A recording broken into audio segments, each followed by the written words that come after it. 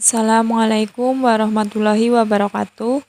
Anak-anak ibu yang semoga senantiasa dalam lindungan Allah Subhanahu wa taala. Amin. Hari ini kita kembali lagi di pembelajaran tematik 3H, subtema 2 tentang aku anak mandiri. Pembelajaran 4, 5, dan 6 halaman 48 sampai dengan halaman 61. Nah, sebelum kita mulai pembelajaran hari ini, marilah kita berdoa terlebih dahulu dengan membaca basmalah. Bismillahirrohmanirrohim. Muatan pembelajaran 4 yang pertama yaitu PPKN, menunjukkan simbol dan menceritakan pengalaman sila pertama Pancasila. Yang kedua, bahasa Indonesia menjelaskan makna lambang atau simbol pramuka. Sekarang silahkan anak-anak buka bukunya pada halaman 48. Pembelajaran 4.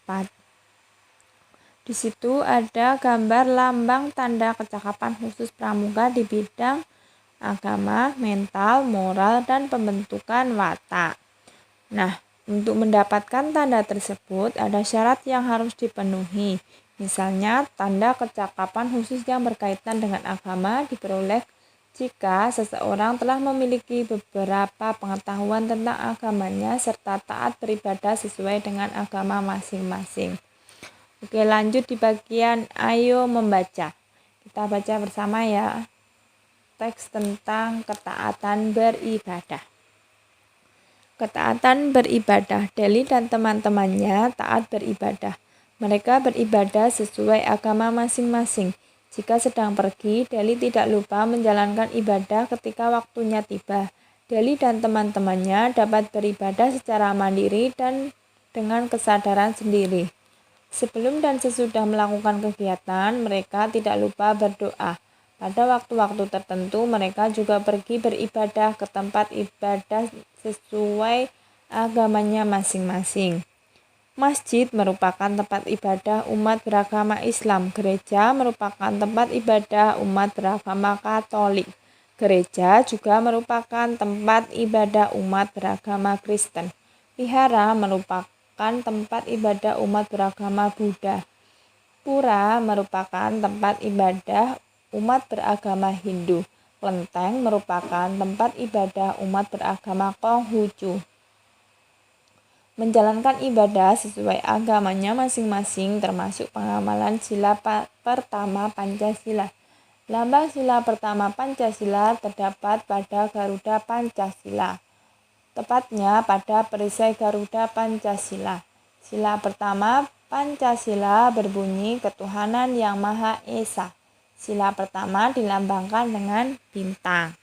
Nah, jadi contoh pengamalan sila pertama Pancasila itu menjalankan ibadah sesuai agamanya masing-masing, seperti yang dilakukan oleh Deli dan teman-temannya yang taat beribadah.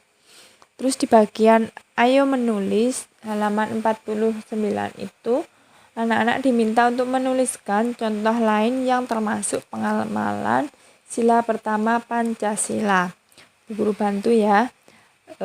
Contoh lain yang termasuk pengamalan sila pertama Pancasila yaitu yang pertama, berdoa sebelum melakukan sesuatu. Yang kedua, menghormati agama lain. Yang ketiga, tidak mengganggu orang lain yang sedang beribadah. Yang keempat, menjaga kerukunan antar umat beragama. Nah, itu ya anak-anak. Semoga anak-anak bisa paham. Selanjutnya di bagian ayo membaca halaman 50. Kita baca bersama ya anak-anak. Berdoa merupakan kewajiban terhadap Tuhan Yang Maha Esa.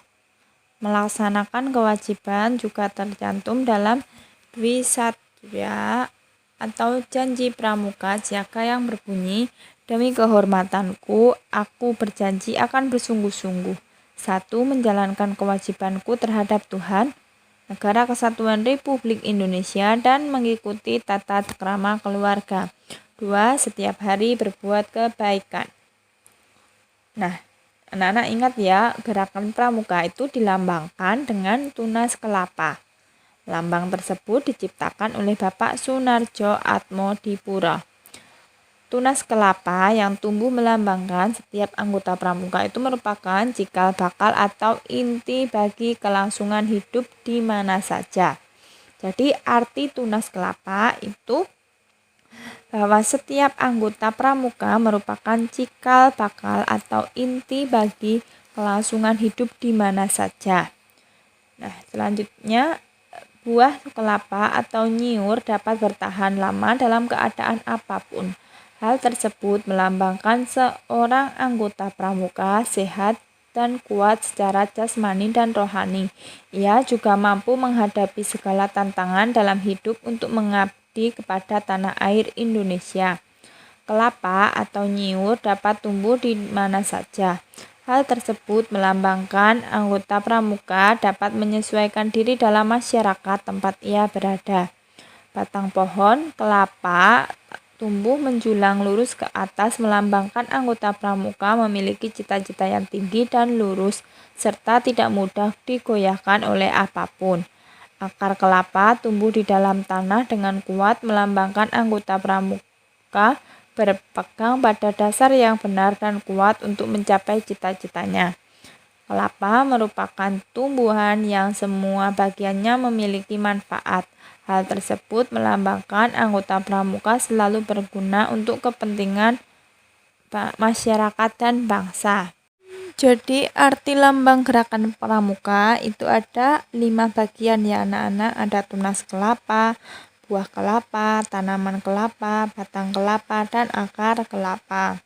Anak-anak mengerti ya arti dari bagian-bagian tersebut. Nah, selanjutnya di halaman 51 itu ada tabel arti lambang gerakan pramuka. Nah, itu silahkan anak-anak kerjakan. Nanti kalau sudah selesai difoto dan dikirimkan ke Bu Guru. Contohnya yang nomor 1 tunas kelapa itu artinya cikal bakal atau inti bagi kelangsungan hidup di mana saja. Selanjutnya yang nomor 2, 3, dan 4, 5 itu anak-anak kerjakan sendiri ya. Selanjutnya kita masuk di pembelajaran 5. Muatan pembelajaran 5 yang pertama, bahasa Indonesia menunjukkan dan menjelaskan lambang atau simbol pramuka. Yang kedua, menjelaskan simbol sila ketiga Pancasila dan contoh pengamalannya dalam kehidupan sehari-hari. Silahkan anak-anak buka bukunya halaman 53. Pembelajaran 5. Nah, agar menjadi anak yang mandiri, banyak hal yang perlu kita pelajari, terutama hal-hal yang berkaitan dengan kecakapan dan keterampilan sehari-hari. Misalnya menjahit, memasak, merapikan ruangan, membersihkan rumah, dan lain-lain. Lanjut di bagian ayo mengamati. Di situ ada 2 anak perempuan namanya Nina dan Deli. Nina adalah anak yang mandiri. Ia juga dapat diandalkan jika ada kesulitan. Teman-teman memilih Nina menjadi pemimpin barung, sementara itu Deli menjadi wakil pemimpin barung. Amatilah lambang yang terdapat pada seragam yang dipakai Nina dan Deli. Apakah terdapat persamaan dan perbedaan? Ada ya. Terus tulislah persamaan dan perbedaan tersebut dalam bentuk kalimat seperti contoh. 1. Nina dan Deli memiliki TKK menjahit. Jadi kesamaannya Nina dan Deli memiliki TKK menjahit. Yang kedua, perbedaannya Nina memakai tanda pemimpin barung di sebelah kanan. Terus contoh lain, Deli memakai tanda wakil pemimpin barung di dada sebelah kanan. Selain itu, Nina memakai tanda juru masak di lengan sebelah kanan. Sedangkan Deli tidak punya. Nah, contohnya seperti itu ya anak-anak. Selanjutnya kita buka halaman 55, bagian ayo membaca. Di situ ada gambar anak-anak yang sedang berkemah. Nina dan Deli tergabung dalam barung atau regu yang sama, yaitu barung merah. Mereka bekerja sama dengan anggota barung lainnya untuk menyiapkan tempat kemah. Mereka berbagi tugas sesuai kemampuannya. Pekerjaan pun menjadi lebih ringan dan cepat selesai. Kelompok Nina dapat bekerja sama dengan baik. Sikap mau bekerja sama dapat mewujudkan persatuan. Sikap mau bekerja sama merupakan contoh pengamalan Pancasila, terutama sila ketiga. Sila ketiga Pancasila berbunyi Persatuan Indonesia. Nah, di mana letak lambang sila ketiga Pancasila pada lambang Garuda Pancasila? Di pohon beringin. Diingat-ingat ya anak-anak, sikap mau bekerja sama itu merupakan contoh pengamalan Pancasila sila ketiga yang berbunyi Persatuan Indonesia. Letaknya di mana? Di perisai lambangnya yaitu pohon beringin. Selanjutnya di pembelajaran 6, muatan pembelajarannya yaitu yang pertama PPKN menunjukkan lambang sila keempat dan kelima Pancasila serta menceritakan contoh pengalamannya masing-masing. Yang kedua, bahasa Indonesia menjelaskan jenis lambang atau simbol pramuka. Selanjutnya di halaman 58 pembelajaran 6 bagian Ayo Membaca. Nina sedang mengikuti kegiatan pramuka. Kali ini setiap barung atau regu berlomba menyelesaikan tugas di beberapa pos. Tugas yang dilakukan di setiap pos berbeda-beda. Nina menjadi pemimpin barung merah. Di setiap pos, Nina mengajak anggota kelompoknya bermusyawarah menyelesaikan tugas. Nina juga melakukan pembagian tugas dengan adil sesuai keterampilan yang dimiliki oleh setiap anggota. Kegiatan bermusyawarah untuk mengambil keputusan termasuk pengamalan sila keempat Pancasila. Pembagian tugas secara adil merupakan contoh pengamalan sila kelima Pancasila. Lingkarilah lambang sila tersebut pada perisai Garuda Pancasila di samping. Ayo, di bagian mana? Lambang sila keempat dan kelima. Lambang sila keempat yaitu kepala banteng, terus lambang sila kelima yaitu padi dan kapas. Nah, selanjutnya di bawah itu ada tabel contoh pengamalan sila keempat dan kelima.